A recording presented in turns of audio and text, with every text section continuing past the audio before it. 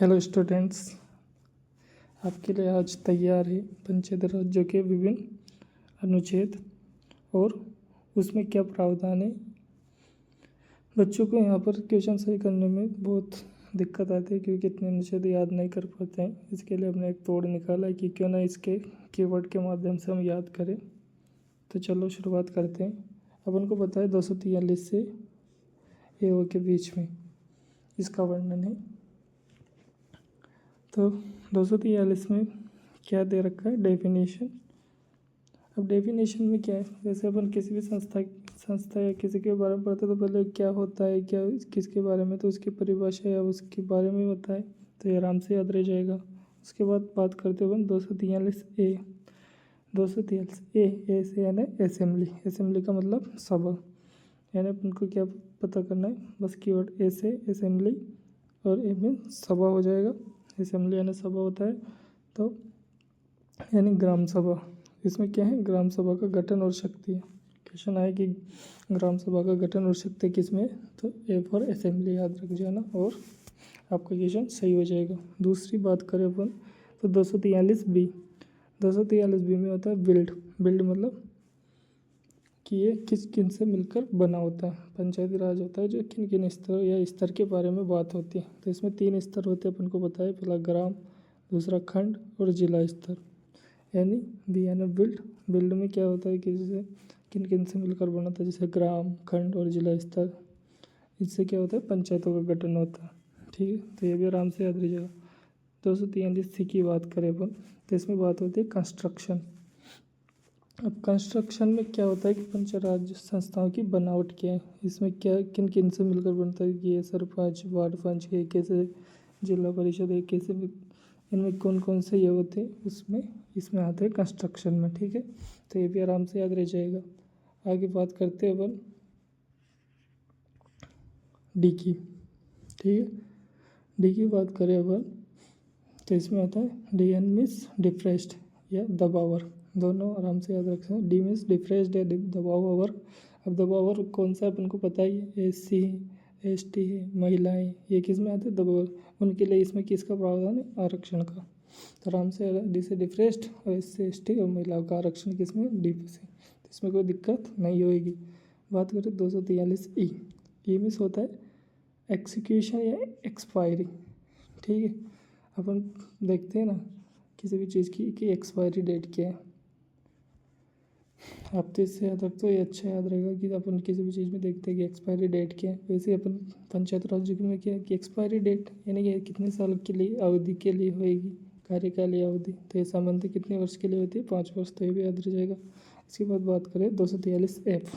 F यानी होता है फेल। अब मान लो कोई पेपर में फेल हो जाए तो कितने, उसका एक क्राइटेरिया होता है। तो इसमें क्या होता है कि फेल हुआ तो ऐसे यहाँ पर इसमें क्या होता है, एक क्राइटेरिया दिया होता है। जैसे एफ मीन्स फेल और अपन याद लगना, चुनाव लड़ने वाले सदस्य बने रहने के लिए क्या अयोग्यता है। तो अपन इसमें बात करेंगे फेल, तो फेल किस कारण से, इसमें ऐसे ही इसमें क्या अयोग्यता हुई उसकी ये याद है। तो इसमें भी अपन को कोई दिक्कत नहीं होगी। अब आगे बढ़ते अपन जी पर।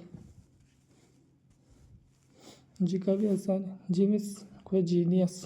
जी मीन्स सब याद रखेंगे, जीनियस है ग्रेट।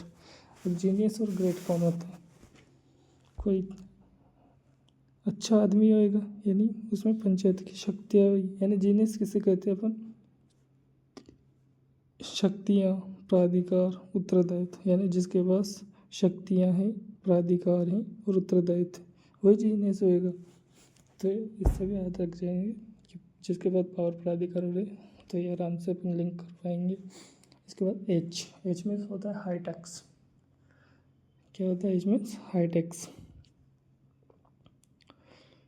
एच मीन्स होता है हाई टैक्स, यानी इसमें किसके बारे में बात करते हैं, पंचायत के द्वारा टैक्स लगाने की जो शक्ति होती है उसके बारे में बात करते हैं। दूसरी बात करें 243 आई मीन्स होता है इनकम। आई मीन्स अपन को पता है इनकम होती है, आई इनकम की। अब इनकम कहाँ से आती है, यह तो टैक्स है। ठीक है, इसमें और इसमें कन्फ्यूजन नहीं होना।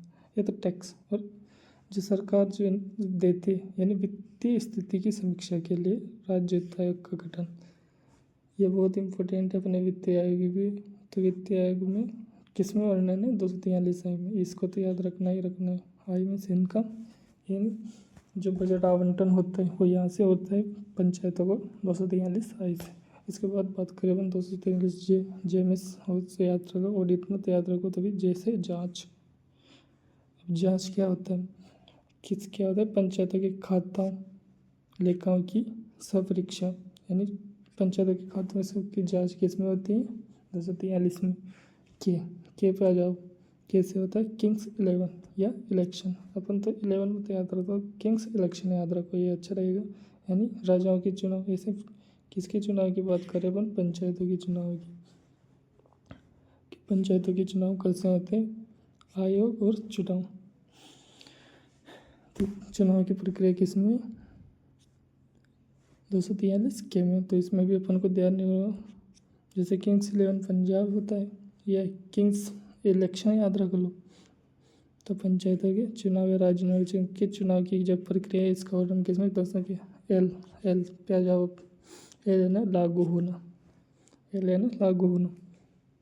तो किन पर लागू होता है? तो संघ पे होता है, राज्य क्षेत्रों पर होता है, पर कानून लागू होना। तो ये कहाँ कहाँ पर कानून लागू था? और एम है ना मना करना, ये उसका उल्टा है। यानी कि एम है ना मना करना, ये जो लागू कानून है होता है। और इसमें क्या है, कहाँ पर लागू नहीं होता है इसके बारे में होता है। तो इस भाग का कुछ विशेष क्षेत्रों में, जैसे कुछ पहाड़ी इलाकों में कानून का लागू न होना, ये इसके बारे में वर्णन नहीं। इसके बाद अपन आगे बढ़ते हैं एन। किसके बारे में? एन। तो एन का मतलब निरंतरता या कंटिन्यूस। आप तो निरंतरता से नॉर्मल याद कर लो। विद्यमान कानूनों और पंचायतों का निरंतर बने रहना। और 243 ओ यानी निरंतर। एन से आप नॉर्मल मत याद करो, आप तो एन से मतलब निरंतरता। निरंतरता किस में आएगी? निरंतर बने रहना विद्यमान कानूनों से। ठीक है। 243 ओ की बात करें तो ऑब्जेक्शन। चुनावी मामलों में न्यायालय के हस्तक्षेप का वर्जन होता है, यानी कोई भी इस पर ऑब्जेक्शन नहीं उठा सकता। किस पे? कि चुनाव मामले में न्यायालय इस पर वर्जन नहीं कर सकता या रोक नहीं सकता कि ये गलत तरीके से हुआ कुछ भी। इसके बारे में चुनाव, ये जो न्यायालय है ये चुनाव के आयोग पर कुछ भी नहीं कर सकता है चुनाव मामलों में। तो ये इसका रोक लगाता है 243 ओ। तो इस प्रकार हमने इन सारे को कवर किया है। अच्छा लगे वीडियो तो लाइक और शेयर जरूर करें। धन्यवाद।